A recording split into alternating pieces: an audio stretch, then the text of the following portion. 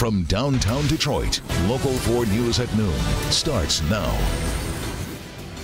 It's the official start of spring, and wouldn't you know, we're tracking some afternoon spring rain and thunder chances. A 4-year-old boy is in the hospital fighting for his life with burns all over his body after a home in southwest Detroit was targeted. We have the latest on the arson investigation.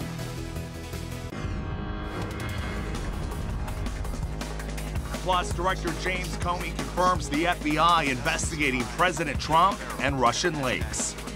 That the FBI, as part of our counterintelligence mission, is investigating the Russian government's efforts to interfere in the 2016 presidential election. Comey also says the FBI has no information supporting tweets by President Trump accusing former President Obama of wiretapping. More on that investigation coming up, but we begin with breaking news here at home this noon. A body has been found in a vacant building on Detroit's east side. Detroit police on that scene after finding the body in a 2-story building on East Davison.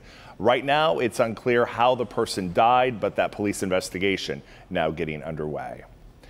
Well, it is the start of what could be a critical week for the Trump administration. FBI Director James Comey and NSA Director Mike Rogers now facing the House Intelligence Committee. Jennifer Johnson has more on the hearing, the investigation, and the alleged election fraud.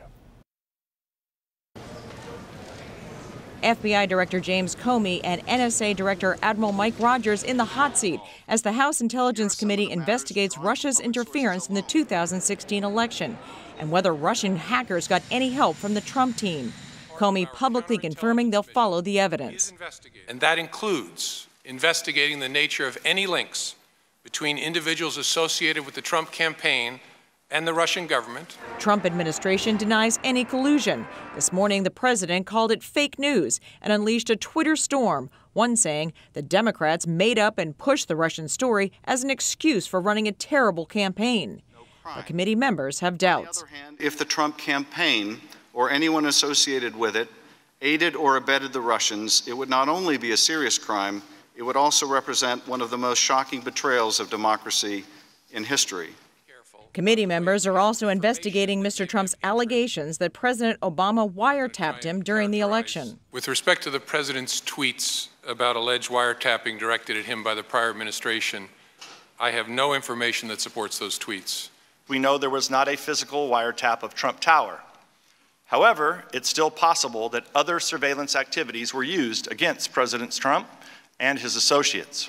That controversy may be easier to put to bed than the Russia interference story. The president may want the Russian election story to go away, but next up is the Senate Intelligence Committee hearing. That is set for March 30th. Jennifer Johnson, NBC News, Washington. Jennifer, thank you. And President Trump's nominee for Supreme Court is in Washington today for the start of his confirmation hearings. Judge Neil Gorsuch was nominated by President Trump to fill the open Supreme Court position. That nomination announced in February. Today, he's in front of the Senate Judiciary Committee to kick off 4 days of hearings. After those hearings, the Senate will then vote. And let's give you a live look from Washington, D.C. right now, where the first hearing began just moments ago. We'll keep you updated on what happens during those hearings. We'll have much more for you today, beginning at 5. An arson investigation underway here in Detroit after a house fire injured a family of 6. Right now, the youngest, a 4-year-old boy, in the hospital with serious injuries.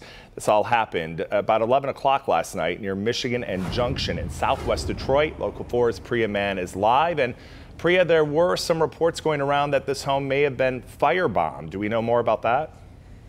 Hank, I just spoke with the deputy chief. He says there is evidence a flammable liquid was used to start this fire. Now just take a look. A family of 6, 2 adults, 4 children barely managed to escape. And now the youngest, a 4-year-old boy, fighting for his life with burns all over his body. The family says they woke up last night when a bedroom window shattered. Next thing they knew, the room was fully engulfed. They couldn't get out the front door and had to break a front window to escape. Everyone suffered from smoke inhalation and was rushed to the hospital. 2 adults and 2 teens have first and second degree burns, and a 4-year-old boy had the most serious injuries and needed help breathing. Sources say a teen told police this fire may have been the result of an earlier argument with someone who lives in the area. Right now, arson investigators trying to determine exactly what was used to start the fire. When I first came outside, the flames were just outside the side window, and then not too much longer, the whole house was engulfed. They're not bad people, and just yesterday they were in a fight with some people down the street, and today this happened, so we don't know what exactly and why it happened. And there's a sign up on the house right now offering a $5,000 reward for information that leads to an arrest. Again, police considering this to be an arson investigation. That 4-year-old boy right now in Children's Hospital fighting for his life. We'll continue to update this story as new developments become available. Reporting live from Southwest Detroit, I'm Priya Math, Local 4. Thank you, Priya. And we're following new developments this morning. Kim Mathers, ex-wife of Detroit rap superstar Eminem, appearing in court for a probation violation hearing. This after failing several different drug tests from December last year to February 1st of this year. In court today, the judge said that the failing drug test could be accidental and ruled that Mathers will not face jail time for the probation violation. Outside the courtroom today, Kim Mathers said she is looking forward to putting this ordeal finally behind her. I did nothing wrong. I went above and beyond to prove to the court that I'm compliant. I take the judge's order seriously, and I just want to move on. Mathers, you may remember, was initially placed on probation after crashing her SUV in October of 2015 while under the influence of alcohol. Her original probation sentence would have ended in November of this year, but it will now continue until March of 2018. All right, let's get you over to Brandon Rue with a look at the forecast. A rainy commute this morning, but hopefully things for the first day of spring. Yeah. May turn springy. You know, maybe a little thunder. Okay, well, not exactly what I was looking for. March showers. Okay, there you go. All right. All right. It's usually April, but we're going to bring them in a little early for you. We did have a little rain and snow early this morning. A lot of it converted to rain as it was coming in. 6:28, the start of spring this morning, and maybe that is what turned the snow to rain for us. Look at the numbers out there right now. Most of us in the 40s, although south winds coming over the big lakes, and that means we are seeing temperatures a little bit cooler in places like Grosse Ile and Harrow, Ontario, both at about 37 degrees there. But again, the rest of us into the low 40s and pretty decent stuff. We do have some cloud cover out there. We'll deal with that through the noon and even through the afternoon. Some hazy sunshine. The clouds thin out a little bit mid-afternoon, 44 degrees at 2 o'clock, 46 your afternoon high. And after 2 or 3 o'clock, we expect some of the scattered rain and thunder showers to start moving in. Here's one of our computer models, and not the inauguration forecast. I forgot to change that, but it does have the showers coming in as we head into the afternoon. Here's 4:30 on the model, and a lot of this is south of M59, so west south metro zones, getting the lion's share of the activity through even the evening hours. Right now we're seeing some of the activity getting going over northern Indiana, creeping in our direction as we head again into the mid to late afternoon hours. And I've got your 4-zone weather updated. If you're heading out the door, it's right there on the weather tab of clickondetroit.com. Hank?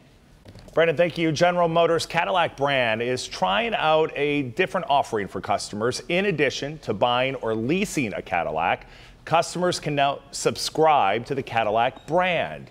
The system is called Book by Cadillac. For a subscription of $1,500 a month, a customer can choose to drive any of the Cadillac vehicles. Insurance, maintenance, they're both included.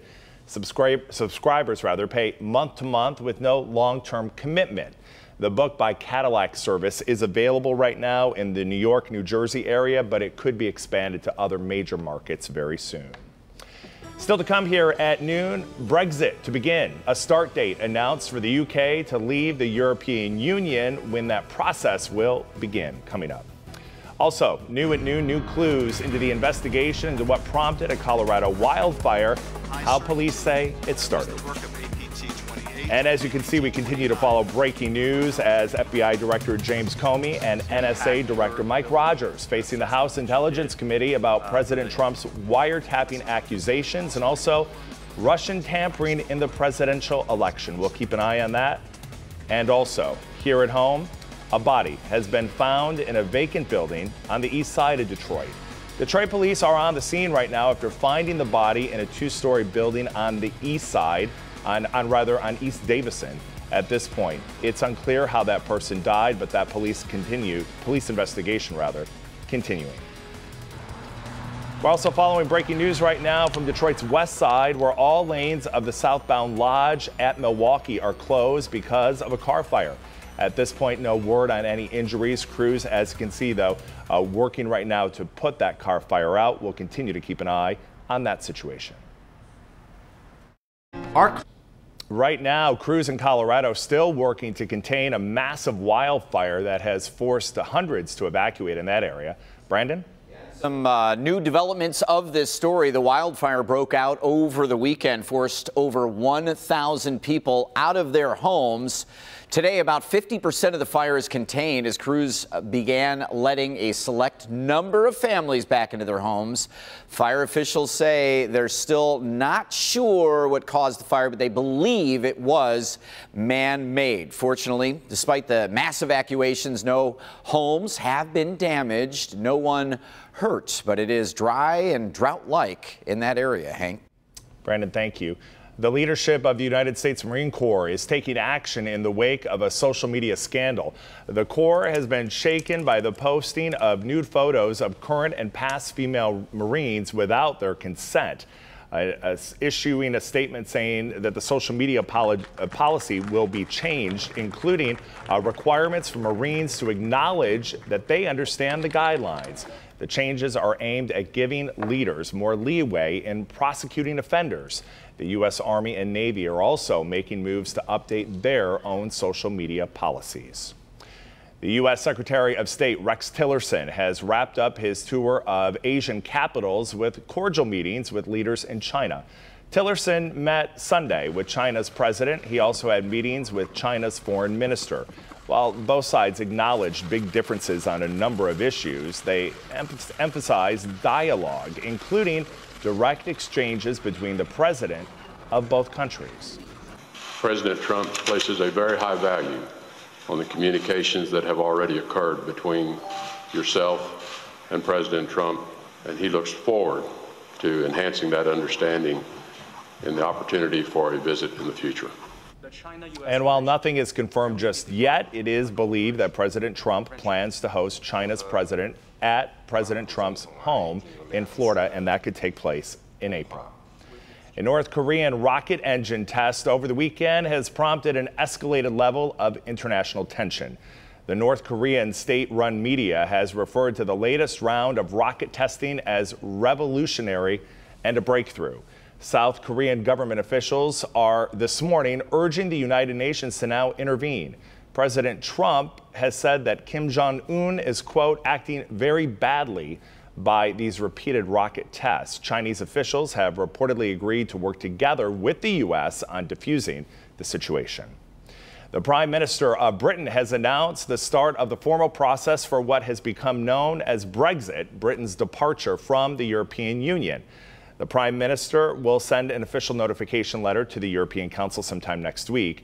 Negotiations on the departure may take about 2 years. Britain, as you may remember, voted last year to leave the Union, where it shared a single market with 27 other countries. Britain intends to negotiate new trade agreements with the EU member nations. Well, still ahead here at noon. The happiest countries in the world. Did the U.S. make the top 3? You may be surprised. Here's Brandon with a look at your weather. All right, Hank, we're going to take a look at some of the showers that are getting going here over parts of Indiana and the likelihood of seeing a little activity here. Plus, temperatures on this first week of spring up and down, a little bit of a roller coaster ride next. When it comes to Good Monday afternoon and welcome one and all to the official start of spring. It happened this morning at 6:28. We threw a monster rager in the weather office and now, you know, we're just kind of chilling. 41 degrees out there. South wind at 9. It is a little bit cloudy, a little gloomy looking. Occasionally we get a little bit of hazy sun, and temperatures will respond, take off about another 5 degrees or so up into the middle 40s. We are tracking a little bit of trouble here. We're even seeing some severe thunderstorm warnings prompted by some of these showers south of Chicago moving into northern Indiana. But we have a warm front off to the south and west of that will start to slowly move in our direction and move some of these showers into southeastern lower Michigan, southern Ontario. Here's a look at one of the models again. I still forgot to change the inauguration part of this, but it's Monday. It's kind of what happens over here. But the showers, rain and thunder will likely not be the severe level. The possibility of a good gully washer and some rumbles of thunder, though, mainly along and south of M59, coming right into the heart of the area, again, through the middle to late afternoon and maybe even lingering into the evening. 46 degrees, the afternoon high. Again, the scattered rain and thunder showers. Not everybody gets in on the action, but we need to prepare for this. Again, at poorly timed evening commute possibly affected by this. 32 degrees overnight, partly cloudy and mild. Big weather story will be the up and down this week as we get this little push of warmer air, again, prompting some of these afternoon rain and thunder showers. And this will warm us up to around 50 degrees tomorrow. Cold front swings down here late tomorrow, and that will bring cooler air in for your Wednesday. Another computer model look at what's happening out there for this afternoon and evening. Some of those showers coming through. As we head into your Tuesday, though, notice the air starts to come down from the north. I think we hit that 50 degrees early to mid-afternoon and then cool off toward Tuesday night into Wednesday. And notice 20s and 30s with a little bit of a breeze on Wednesday, but it's dry Tuesday, Wednesday, and Thursday. Wednesday, definitely the colder of the 7 days here, warming up a little bit for us on Thursday and definitely into Friday, Hank, tracking a warming that will likely bring some spring rain and thunder showers back, sort of bookending our work and school week with shower chances. Brandon, thank you. If that weather doesn't cheer you up, you may want to take a trip to Norway. It may be the best place to help improve your mood. The World Happiness Report released their rankings today, and they found that Norway is the happiest country in the world. The rankings are based on a simple questionnaire answered by people around the entire world, rating their own happiness. Denmark and Iceland rounding out the top 3, while the United States, we came in at 14. Well, good news for ice cream lovers. I love this. Dairy Queen is giving away free ice cream today. It's happening at all the non-mall locations all across the country. While Dairy Queen is not charging for ice cream cones, they are asking for donations for the Children's Miracle Network hospitals. The free soft serve cones will be available while supplies last. They're limited to just one per customer. Still ahead here at noon, Breaking Barriers, a groundbreaking character will soon be introduced on Sesame Street. Why it will help children feel more included right after the break. Replay song. All right, before we go here at noon, you've got to see the new Muppet that Sesame Street is planning to debut next month. This is Julia, and she's a Muppet with autism. She first appeared on Sesame Street's online series in 2015, but she'll make her TV debut next month. The show's creators say they hope that Julia will help children better understand autism and how to interact with children who may suffer from autism. It's very cool.